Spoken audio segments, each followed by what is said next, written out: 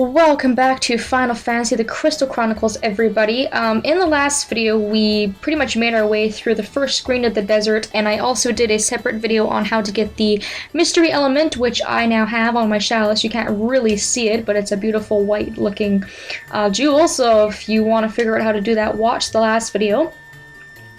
But now we're going to go to the second screen of this area, and you have to take one of these little sand shortcuts. Now the easiest way to describe how to get to this one in particular, because they all look the same, is go to the rightmost part of the map, and it's pretty much the only kind of sand shortcut that's really near where those twin, I like to call them twin, like twin waterfall type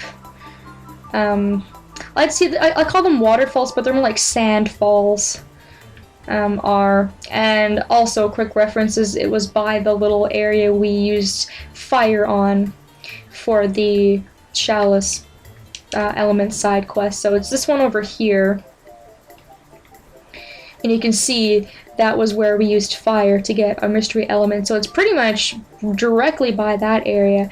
And then if you wanted to see what else I was talking about, because I failed to really explain it in great detail, there's these two sand falls that are two shortcuts as well over in this area, and it's kind of in this general area.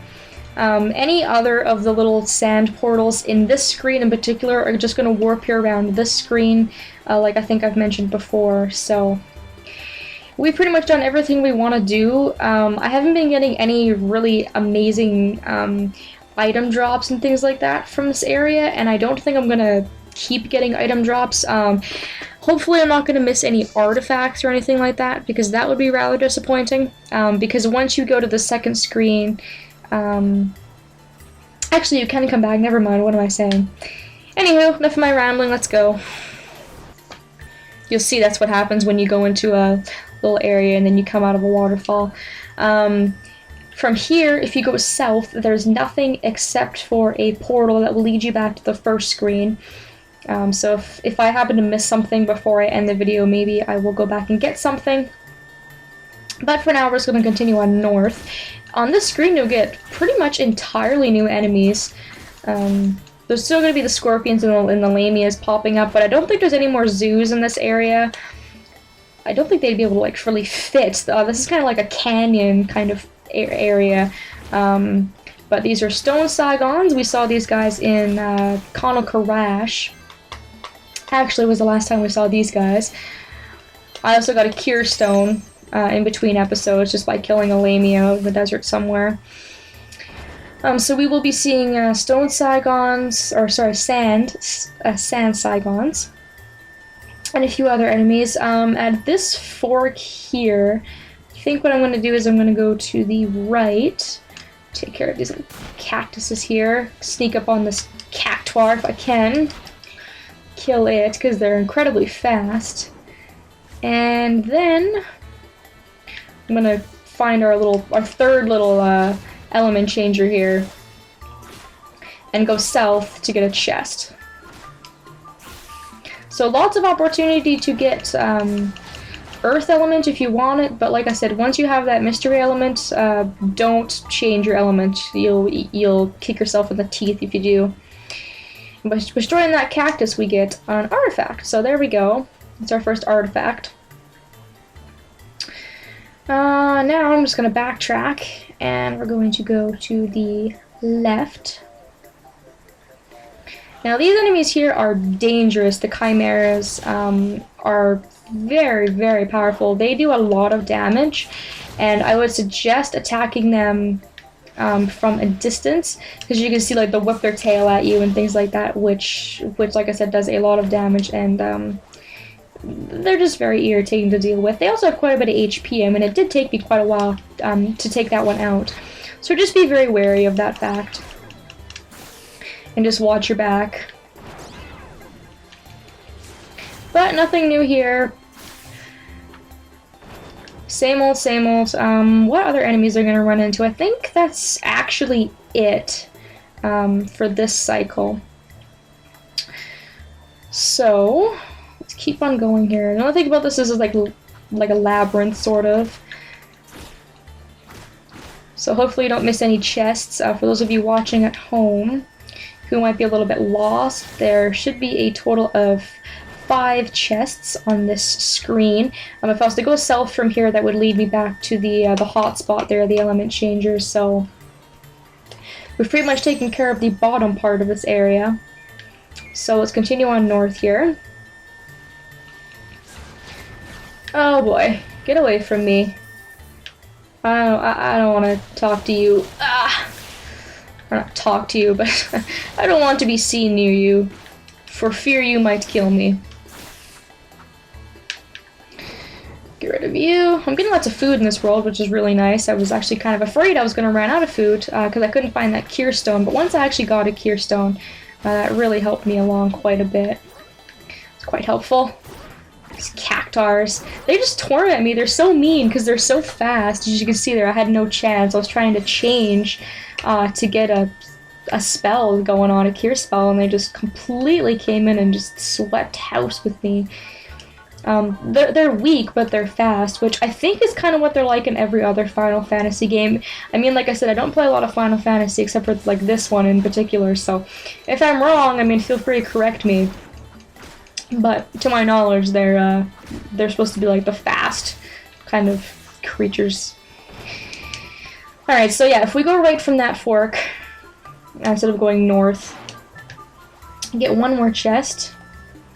And if we keep continuing to the right, destroying these cactuses in our way, we can get more chests. Ow! Hey! I just got done using my Phoenix down. I don't want to use another one. Get out of my face, Cactar. Thank you. I love how they just fall over. It's just like, wah, wah, wah.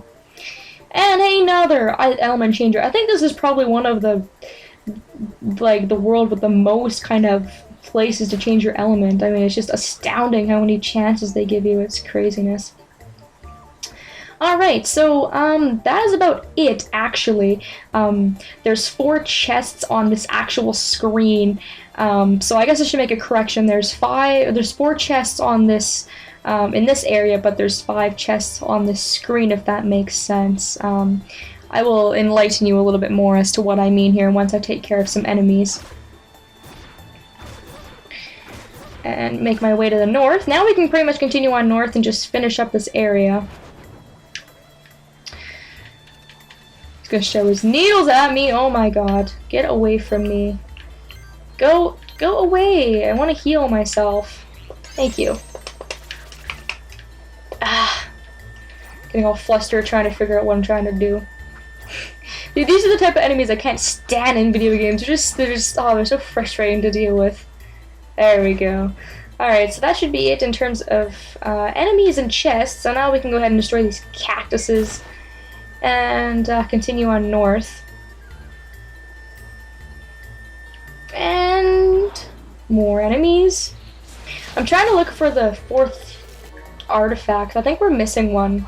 Oh no, we actually got them all, never mind. I was gonna say we're missing one, but we got the Gobby Pocket back in the first video. So never mind, we have all our artifacts. I might just skip these enemies then, because I was looking for the artifacts to complete this world. Because I'm actually, if you haven't noticed, I haven't really gotten any like new drops, I guess. This game kind of starts to be a little bit cheap with drops, if you haven't already noticed.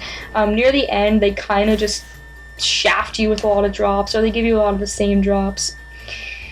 Alright, but we got all our artifacts, which I thought I was missing some for whatever reason, so now we can actually continue on this way. And there is only one exit, by the way, so this is the only way you could come, so... And, instead of facing the boss, what we're gonna do first is walk all the way around this gigantic ring.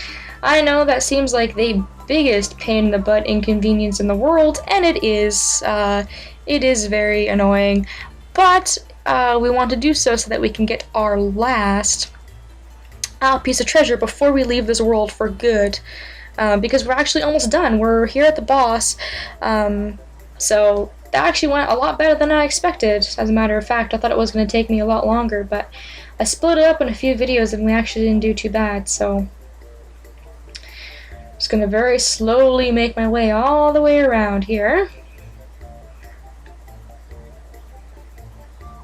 Almost out. There we go. And at the end of this path, there's going to be one lone treasure chest.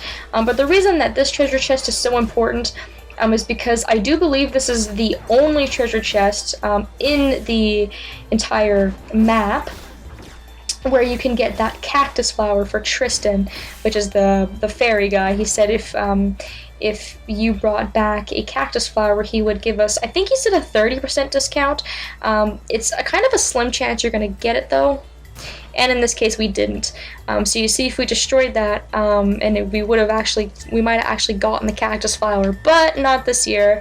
Apparently, we're going to be paying full price for our fairy rides for the next little while, which is a shame.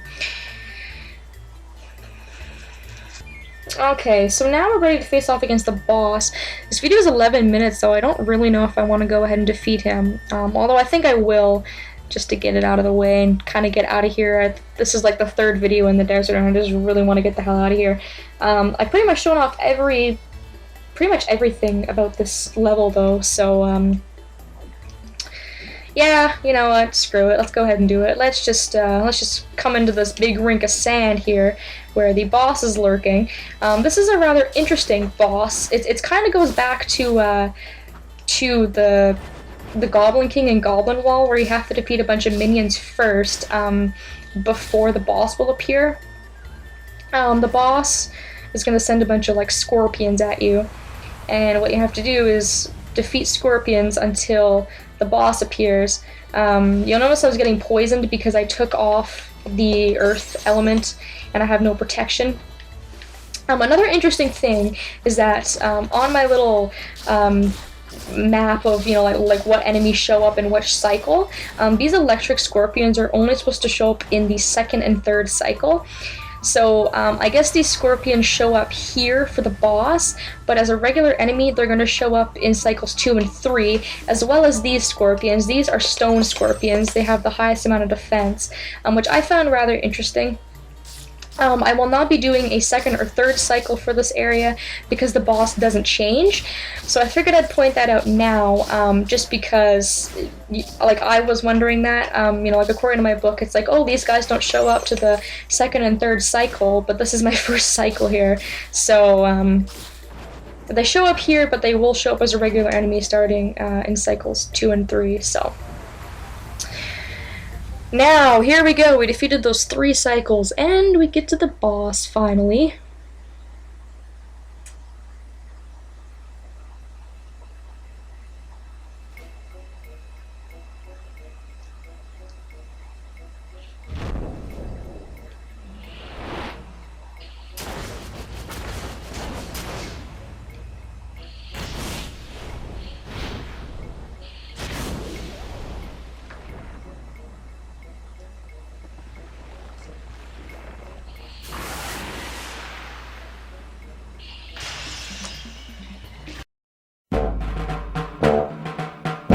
Okay, so this is Antlion, and you can see him off to a great start because he petrified me right off the bat. I guess this is only like half of his body because he's like partially buried. Now what's very difficult about this boss is that of course you are kind of forced to fight him close range, but if you get in front of his face, like where his pincers are, he's going to use breath on you. He's also going to try to pinch you with his mouth, which is really disgusting. I hope no one's afraid of bugs because this boss is really disgusting if you don't like bugs. Like, I don't even mind bugs and he kind of grosses me out. He's fairly resistant to everything. Like, he's got a resistance of 2 to fire, 2 to blizzard, and 3 to thunder, so you can use blizzard on him, which might be a good idea. Something interesting is that if you go ahead and you use gravity on him once, and this only works once, but it's rather interesting. Now look at his HP bar now, and look at it after I used gravity. You can see it went down by quite a lot. So that's kind of a trick to use if you're struggling with him at all, or if you just want to do some additional damage. You can go ahead and you can use gravity on him once, And then another thing you can do is you can go ahead and you can start to use Holy on him. He has 0 resistance to Holy. I'm just going to make sure my Cure spell is back in its respectable spot. There we go. I don't know if the Holy trick works once as well, or I have to take a look at his HP bar here. Yeah. Well, it did quite a bit of damage. Let's try that again and see what becomes of it.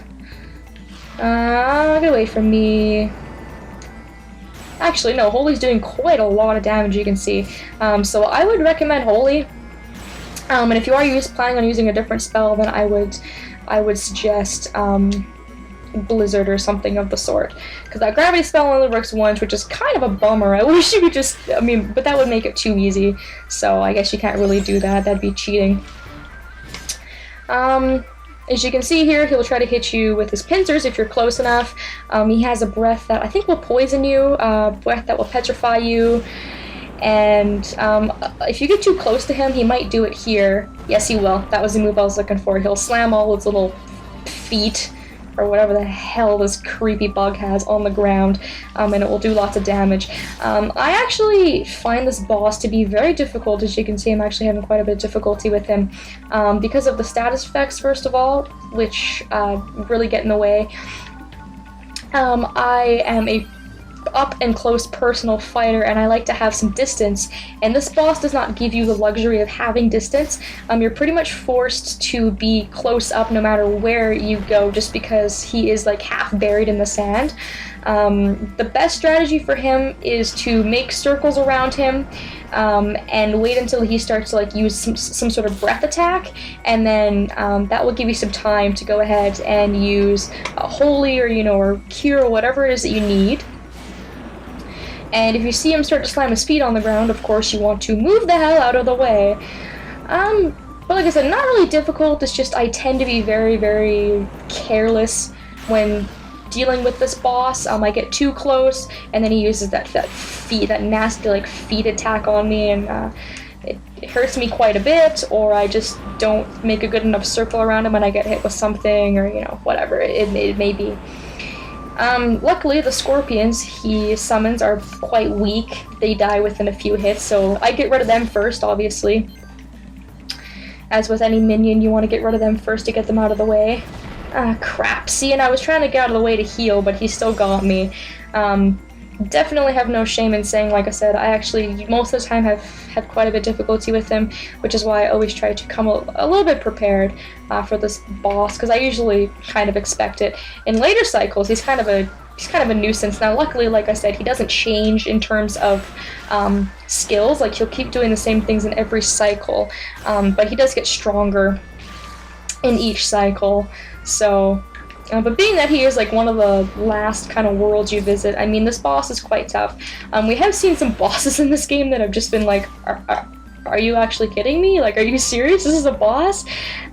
So I guess it kind of makes up for it, in a way.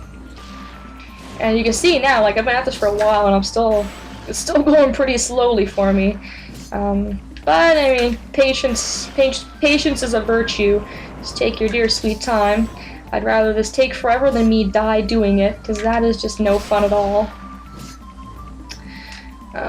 Come on. I don't want to be stuck here forever. Thank you. Whew. I was actually lucky to get out of the way on that one.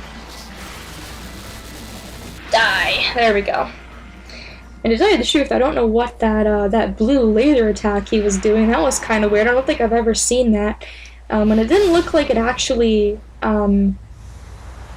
It didn't look like it actually hit me, so that was kind of cool. It looks like it's like a laser that comes from its mouth. And it only really does that when it starts to lose HP, but like I said, it didn't look like it actually hit me, so that's kind of cool.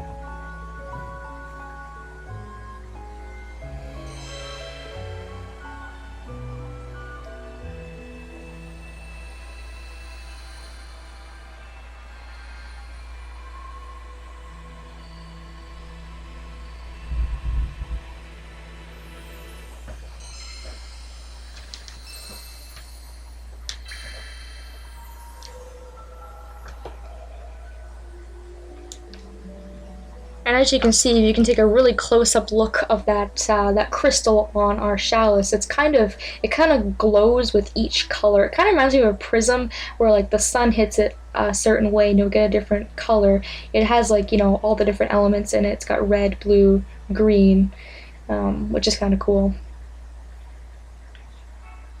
And here we go. Let's get our first letter of year 5. Kind of hoping it's from someone different other than our mom. We haven't gotten a letter from that Selkie in Viola Sluice. I'm wondering if I did that wrong, because we should have gotten one by now, but it's from our father, which is kind of interesting. The Jegan. How are you doing, Sophie? I heard that the Jegan River dried up. Grandfather once told me that it happened a long time ago, too. I don't remember what he said we should do. I don't think there's anything you can do, just wait for it, I guess. You don't remember? Useless! You don't remember. And because this is my father, I'm gonna send him something. I don't really know what I want to send him, honestly. I think I might just send him some money, because if I give him something and I get a better relationship with him, I can get my stuff for cheaper. So let's just send him $93 to make it a little bit even. And there we go. Thank you, Father, for the letter. And thank you, Kupo. Thank you, Kupo. I just said Kupo like I was calling the Moogle Kupo. I don't know why. Anyways. Inflict damage. Oh, let's hope we get a good score. Oh, 208. Awesome. That is a really good score. So let's see what kind of awesome artifacts we got going on here. Defense +3. Gain another command slot. We got 2 Gobby Pockets for whatever reason. That's kind of silly. Strength +1 and defense +2. I'm going to take the other command slot for this cycle, because it can be really useful to have more slots for more stuff, especially later on in the game. So let's go ahead and do that. And that wraps up the Lynari Desert. We left with our mystery element, which is now going to help us finish the game when we get to that point. Saw a new world, and now we can continue on with year 5 and onwards. So thank you so much for watching, and I hope that I will see you in the next video of Final Fantasy: The Crystal Chronicles.